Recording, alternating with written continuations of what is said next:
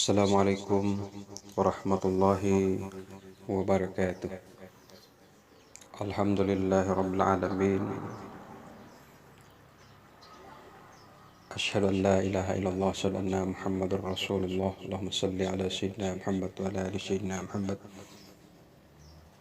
Qala Allah ta'ala fi kitabihil karim, a'udzu billahi minasy syaithanir rajim. Bismillahirrahmanirrahim. Wal 'asr innal insana lafi khusr illa alladhina amanu wa 'amilus shalihat wa tawasaw bil haqqi wa tawasaw bis sabr. Shadaqallahul azim. Ikhwani kaum muslimin yang berbahagia, yang dirahmati dan dicintai oleh Allah Subhanahu wa taala. Pada kesempatan ini tak besan-besannya kita berucap syukur kepada Allah Subhanahu wa taala yang hingga detik ini masih memberikan anugerah yang tiada terhitung, nikmat yang tiada terhitung kepada kita semua, sehingga kita pada kesempatan ini tak kurang satu apapun masih dalam keadaan selamat, keadaan sehat walafiat. Salawat beserta salam selalu tercurah pada baginda Rasul Muhammad SAW, kepada keluarga, sahabat, para tabi'in, pengikut para tabi'in, para ulama yang masih tetap istiqomah dalam dinul Islam, dan kita semua yang masih mengikuti para ulama ahli sunnah wal jamaah, masih berpegang teguh kepada kalimat la ilaha illallah Muhammadur Rasulullah sallallahu alaihi wasallam. Bapak dan Ibu kaum muslimin yang dirahmati Allah Subhanahu wa taala, pada kesempatan ini Al-Fakir akan menawarkan, menjelaskan kunci sukses, kunci kebahagiaan yang hakiki hanya ada di dalam agama kita yang sama-sama kita cintai. Bahkan kita yang mengaku beragama Islam pun tidak akan dapat merasakan kebahagiaan yang hakiki ini tanpa melalui tiga fase, tanpa melalui tiga kunci kebahagiaan yang harus kita amalkan dalam kehidupan ini, yakni yang harus kita tanamkan di dalam hati. Yang pertama adalah rukun iman. Inilah tiga kunci kebahagiaan yang hakiki, kebahagiaan yang sempurna yang akan kita rasakan jikalau kita mampu mempraktekannya, mengamalkannya dalam kehidupan ini. Yang pertama, kita harus dapat melaksanakan secara kafah, secara keseluruhan tiga rukun ini, yaitu rukun iman, kemudian kita lanjutkan dengan rukun Islam, dan terakhir adalah disempurnakan dengan rukun ihsan. Jadi yang pertama yang harus kita tanamkan di dalam hati, akal dan pikiran kita adalah iman, menanamkan rukun iman dalam kehidupan ini. Kita tanamkan di dalam hati, akal dan pikiran kita keimanan yang sesungguhnya kepada Allah melalui rukun iman. Amantu billahi, kalau sudah beriman kepada Allah, maka tugas berikutnya wajib beriman kepada kitab-kitab Allah, wajib beriman kepada rasul-rasul Allah yang diutus oleh Allah Subhanahu wa taala, yang kita kenal 25 nabi dan rasul yang membawa risalah kalimatul la ilaha illallah di atas permukaan bumi ini. Dan itu adalah kerinduan kita semua, kerinduan kita yang beragama tauhid la ilaha illallah, supaya tetap tegak kalimat ini di atas permukaan bumi ini. Setelah beriman kepada Rasul, maka wajib beriman kepada malaikatnya. Beriman kepada hari kiamat, beriman kepada yang gaib. Hari kiamat itu adalah gaib, tapi nyata. Apalagi sekarang sudah ada tanda-tandanya. Ya. Kemudian terakhir, percaya kepada takdir buruk dan baik yang sudah ditentukan oleh Allah kepada kita semua. Ya. Ini yang harus kita tanamkan. Jikalau kita ingin mendapatkan kebahagiaan yang hakiki, maka kita harus melaksanakan 3 rukun ini dalam kehidupan. Ya ayyuhalladzina amanu fi silmi kafah. Wahai orang-orang yang beriman, masuklah kalian ke dalam Islam secara keseluruhan, jangan setengah-setengah. Ketika kita ingin mendapatkan kebahagiaan yang hakiki, ketenangan jiwa yang luar biasa dalam kehidupan ini, maka wajib untuk kita melaksanakan 3 rukun ini dalam kehidupan kita. Rukun iman. Setelah tertanam semua keimanan kepada Allah, ya, rukun iman ini sudah tertanam di dalam hati kita sampai takdir buruk dan baik kita yakin bahwa itu bersumber dari Allah, maka tugas berikutnya membuktikan iman yang sudah tertanam tadi dengan amal perbuatan melalui rukun Islam. Jadi kita buktikan dengan rukun Islam. Rukun Islam diawali dengan 2 kalimat syahadat, kalimat yang sakral yang harus kita ucapkan sebagai persyaratan untuk kita melaksanakan rukun Islam yang berikutnya, rukun yang berikutnya. Karena rukun Islam diawali dengan 2 kalimat syahadat, kalimat yang sakral yang harus benar-benar kita ucapkan dari lubuk hati kita yang paling dalam, bukan hanya sekedar ucapan tanpa diyakini di dalam hati. Kita yakin bahwa asyhadu an la ilaha illallah, aku bersaksi bahwa tiada Tuhan selain Allah. Aku bersaksi bahwa tidak ada tempat kita meminta dan mohon pertolongan kecuali hanya kepada Allah. Wa asyhadu anna Muhammadur Rasulullah, dan aku bersaksi bahwa Muhammad adalah hamba dan utusan Allah yang wajib ain untuk kita ikuti, kita jadikan contoh teladan dalam kehidupan agar kita mencapai kebahagiaan yang kita tuju. Di mana-mana manusia pasti ingin bahagia dunia, bahagia akhirat. Maka sumber kebahagiaan hanya ada ketika kita mampu mempraktekkan 3 rukun dalam kehidupan ini. Maka setelah kita bersyahadat, maka tugas berikutnya adalah, karena syahadat ini hanya baru sebatas ucapan, ya. Sehingga saya sering katakan bahwa Islam ini tidak cukup jikalau hanya diimani begitu saja. Karena iman sempurna jika diimani, diucapkan dengan lisan, dimantapkan di dalam hati, kemudian dibuktikan dengan amal perbuatan. Maka syahadat yang engkau ucapkan tadi harus dibuktikan dengan amaliyah ibadah vertikal kepada Allah melalui salat 5 waktu. Wajib untuk dilaksanakan dalam kehidupan ini. Di sini kita akan merasakan kebahagiaan itu. Ya. Kemudian setelah kita beribadah sholat, hubungan vertikal baik dengan Allah, hablum minallah, maka tugas berikutnya adalah berpuasa di bulan Ramadan. Ya.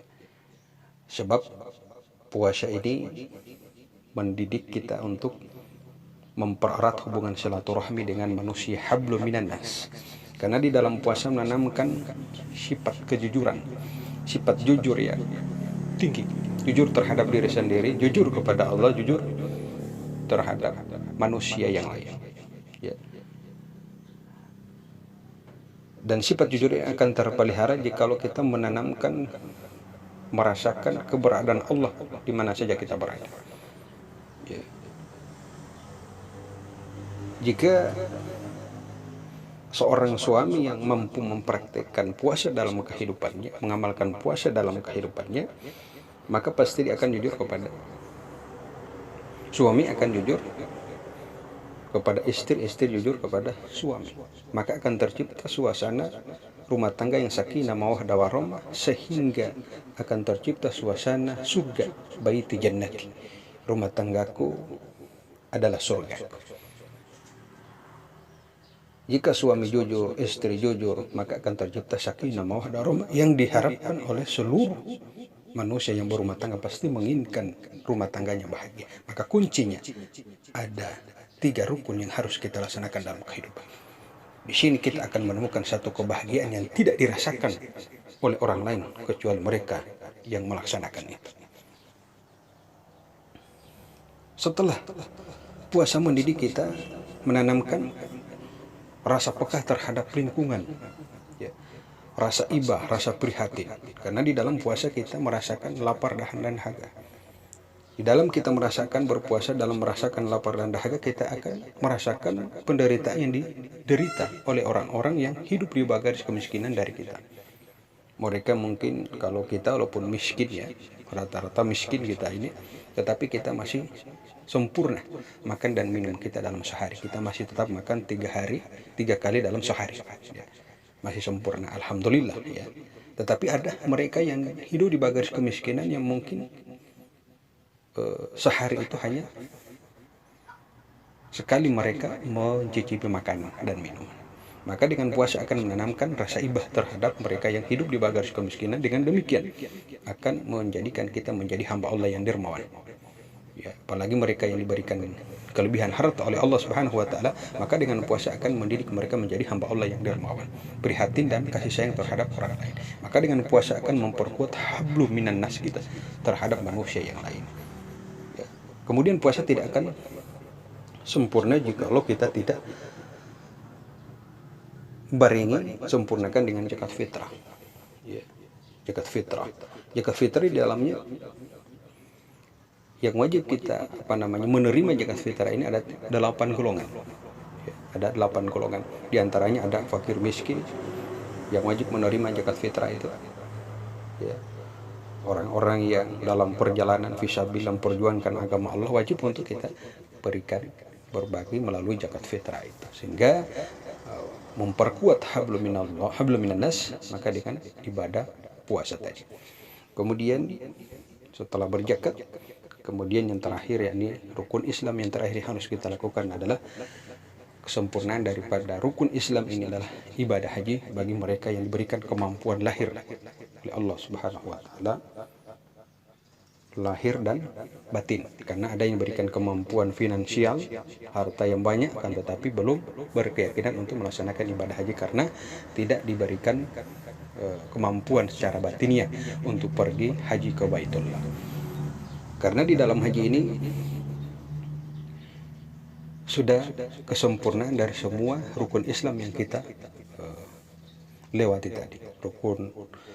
Rukun iman sudah di situ, syahadat sudah ada di situ, sholat, puasa, zakat sudah berada dalam rangkaian proses pelaksanaan daripada ibadah haji.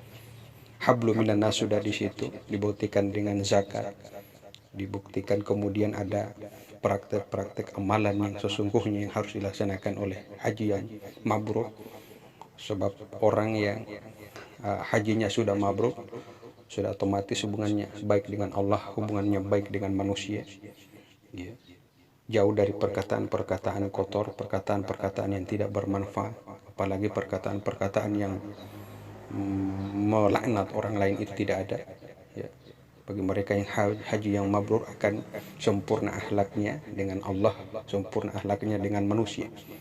Hablum minallah, hablum minannas, sehingga terpancar cinta dan kasih sayang dalam kehidupan mereka.